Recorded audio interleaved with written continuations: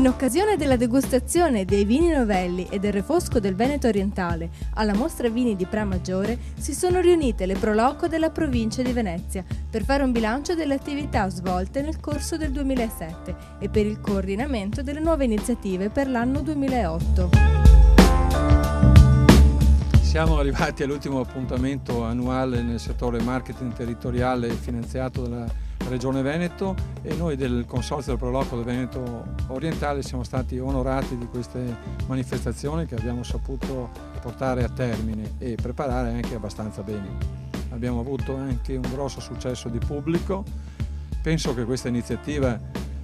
se la Regione è d'accordo con noi, deve essere sostenuta, prendere i turisti, portarli nella nostra terra, nell'entroterra del Veneto orientale, nelle nostre cantine e soprattutto qui alla Mostra Nazionale Vini, dove penso che si possa fare il nostro vero e proprio mercato annuale dei nostri prodotti.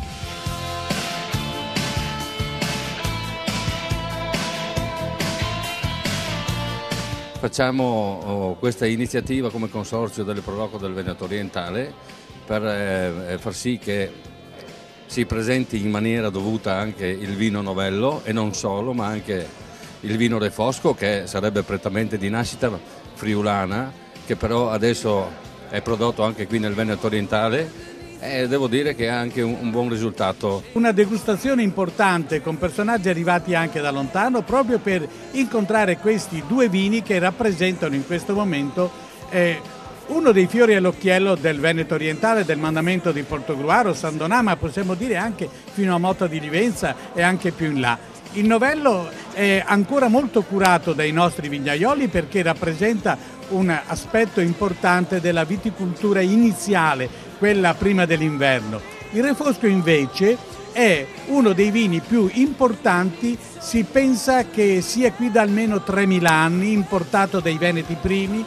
con il nome di Picina Omnium Nigerrima, così lo chiamarono i romani. Dopodiché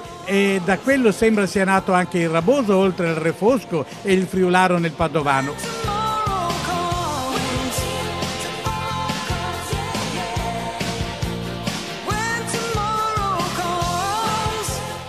La provincia di Venezia sostiene l'associazionismo, in particolare l'attività che le Proloco svolgono per le manifestazioni legate alla storia, alla cultura, alle tradizioni di ogni realtà.